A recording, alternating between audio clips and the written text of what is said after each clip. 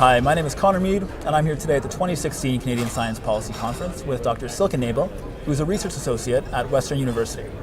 So Dr. Nebel, thank you so much for joining us. No problem, my pleasure. All right, so to get us started off, why don't you tell us a little bit about your work? Sure. So I just started a new job a few months ago. It's in the Department of Biology at Western, and it's a project I'm really excited about because it's the interface of science and policy.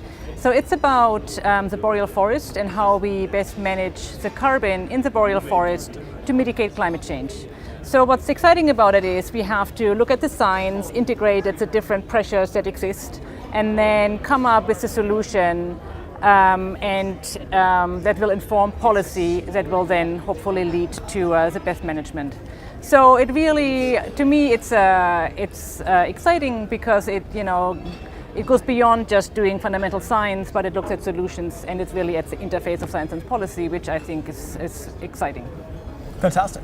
So here at CSPC 2016, I understand that you're a panelist. So can you tell us a little bit about what you've contributed to the conference this year? Sure. So it's the second year I've been co-running a workshop called Science Policy 101 with Jeff Kinder, and so it's really geared towards early career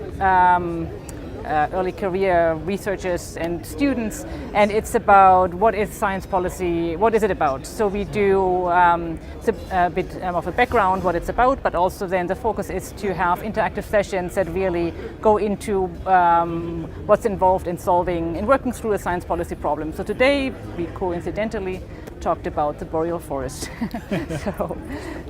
so that's what I've been doing for 2 years now. Fantastic. So what is your favorite piece of advice to give to young researchers, young academics? Yeah, so at the end we always have a career panel, and this question does come up: what do I do to get into science policy? Because it's a little bit how to define science policy. And so my advice actually is to just be creative. I don't think there is such a thing as somebody saying to you, oh look, you are the next science policy analyst and here's money to do what you're interested in. So if you are a student, I think you just have to go and seek opportunities as they come along. And I think it involves more creativity than possibly other, career avenues. But it's also there are more possibilities. So it's exciting to be in this field. Great. Well, what about for a young researcher or academic with an interest in policy and an interest in advocacy and science communication who wants to build a career out of that, but is facing incentives in the academic world that don't necessarily align with the desire to communicate and advocate for the value of your research?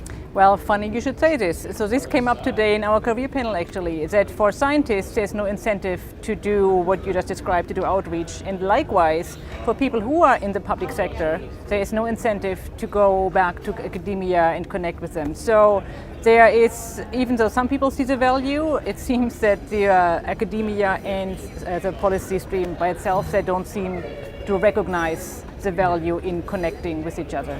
So do you think this is a problem that needs to be solved from the top down or the bottom up? Well, I mean, you could say that what we are doing here today, the science policy conference, is a very important step towards solving this problem. And in a way, this really is a bottom-up approach, because from what I understand, the conference was started by students and postdocs saying, well, we need this and it's not there, so let's make this. So in a way, you could say it could come either way, but I think this conference is a really important step towards it. Fantastic.